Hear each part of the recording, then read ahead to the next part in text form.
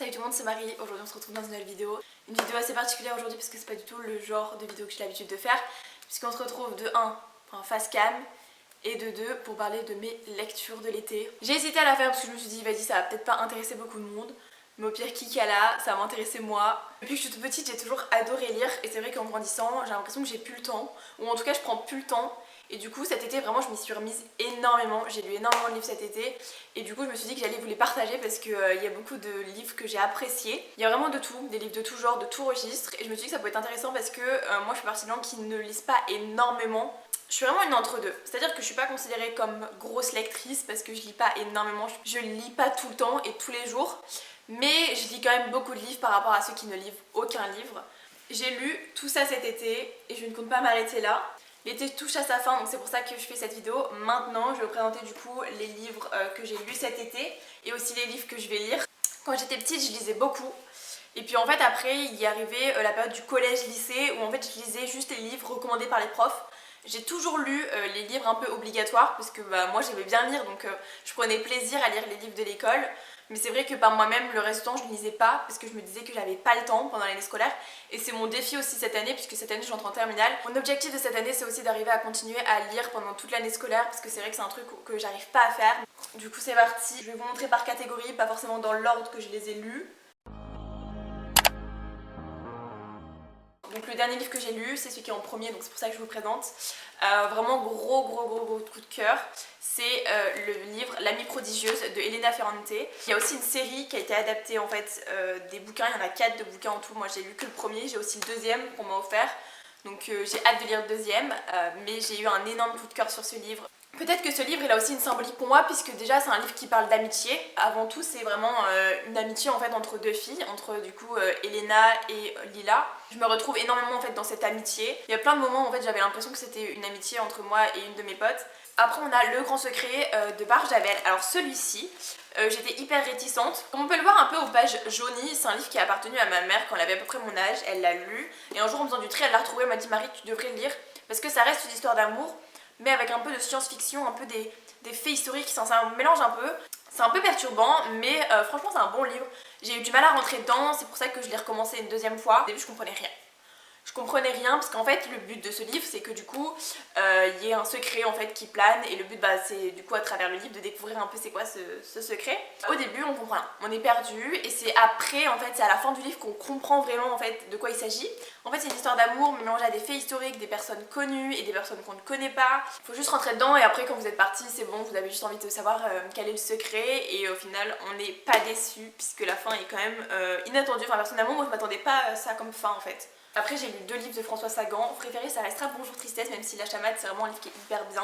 C'est des livres qui sont hyper rapides à lire, hyper courts, c'est des histoires d'amour, moi j'adore les histoires d'amour. Je préfère Bonjour Tristesse parce que ça traite d'une fille qui s'appelle Cécile qui a 17 ans donc forcément je me repère. Je me retrouve vraiment en fait dans le personnage de Cécile parce qu'elle a le même âge que nous donc forcément si vous voulez lire un livre de littérature hyper rapide à lire où c'est vraiment assez simple, ça représente des enfants de notre âge et tout. Qu'est-ce que vous attendez pour lire Bonjour Tristesse? Après on a 3 livres en anglais, c'est mes 3 premiers livres en anglais, je n'ai jamais lu en anglais avant. On dit merci à ma pote Eva qui m'a conseillé en premier Anna and the French Kiss et du coup en fait il s'avère que c'est une trilogie. Donc j'ai lu les 3. Le meilleur ça reste du coup Anna and the French Kiss, après c'est Isla et après c'est Lola. Mais franchement si vous voulez commencer à lire des livres en anglais c'est vraiment des livres hyper bien parce que c'est pas très compliqué.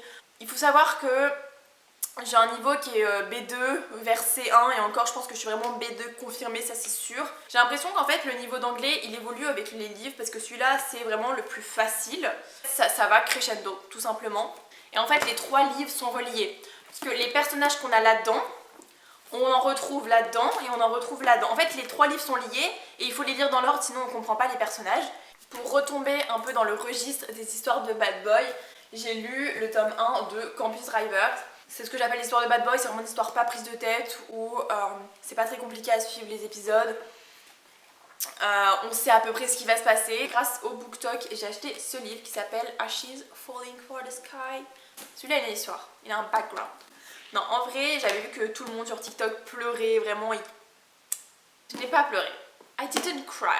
Parce que j'étais à la plage et que j'ai pas vraiment lu le livre très concentrée. J'étais à la plage quand j'ai fini le livre et du coup je pense que j'ai pas ressenti toutes les émotions parce que j'étais pas vraiment concentrée. Je m'attendais pas non plus à cette fin là donc ça c'est bien.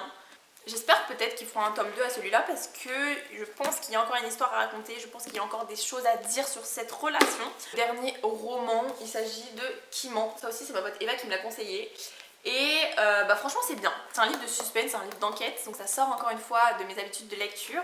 Et encore une fois je m'attendais pas du tout à la fin, moi j'étais en mode ouais c'est sûr c'est lui le meurtrier, alors que pas du tout. Never. C'est des gros livres, ça peut faire peur parce que ça ressemble à des gros pavés, mais en vrai c'est écrit hyper gros à l'intérieur et faut pas s'en faire. Faut pas s'en faire, ne paniquez pas. Après on passe aux BD. C'est pas considéré comme des romans selon moi, mais j'adore les BD. Je trouve ça magnifique, j'adore lire ça, je trouve que ça fait travailler aussi son imagination, c'est un mix entre les livres et les séries.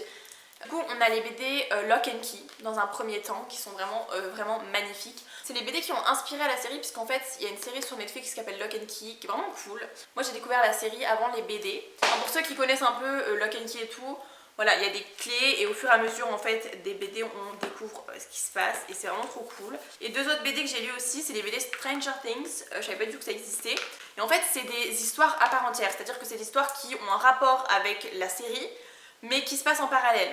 Par exemple, la première BD Stranger Things que j'ai lue, c'est la colo de sciences. Donc par exemple, on sait tous que Dustin a rencontré une fille à la colo de sciences, mais on sait pas ce qui s'est passé pendant cette colo de sciences. Et du coup, en fait, la BD raconte ce qui s'est passé pendant la colo de sciences. Il y a plusieurs BD Stranger Things, ça c'est le deuxième que j'ai acheté récemment.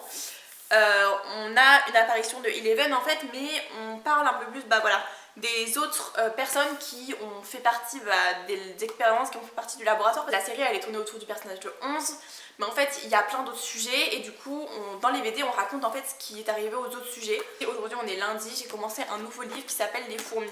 C'est de Bernard Werber et c'est un livre un peu particulier. C'est mon père qui a tenu à tout prix à ce que mon frère et moi lisions ce livre. C'est un roman qui nous plonge dans l'univers en fait des fourmis.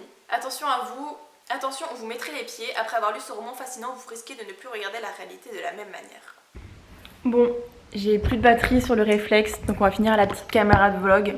Du coup là je vais vous parler de mes lectures futures, en tout cas du futur proche, puisque c'est des livres que j'ai déjà avec moi. La PAL, pile à lire. En premier il y a Celle qui a dit fuck, c'est un livre de développement personnel. Je n'ai jamais lu de livre de développement personnel, donc ça va être mon premier, donc j'ai un peu hâte de lire, sachant que je l'ai vu en fait sur... Je l'ai vu dans la story Insta de, je crois c'est Eva Travel, Eva DSC, DCS, je sais pas trop comment on appelle ça. Après on a le tome 2 de L'Amie prodigieuse. Je sais d'avance que je vais adorer, franchement je pense que ça va devenir ma saga et mes livres préférés. Vraiment le premier c'est mon bébé quoi, oh my god. Voilà bref, vraiment j'ai trop hâte de lire le second roman, je n'attends que ça. Après il y a Bridgerton 1 et 2, ma mère l'avait acheté et elle l'a lu et du coup elle m'a dit bah tiens tu peux le lire, en vrai ça va, ils sont assez bien. Comme ça je me prépare à la saison 2 et je lirai peut-être les autres si ça me plaît. Et enfin il y a les dernières BD Lock and Key, je vous ai parlé de ma passion pour les BD. Certes j'adore les livres mais les BD c'est quand même un autre domaine. Voilà, c'est la fin de cette vidéo, j'espère que vous a plu, moi j'adore parler de livres. Si vous êtes resté jusqu'à la fin franchement beau gosse parce que franchement ça doit être long, m'écouter parler là pendant je sais pas combien de temps. Salut! Bye! YOLO, gênant!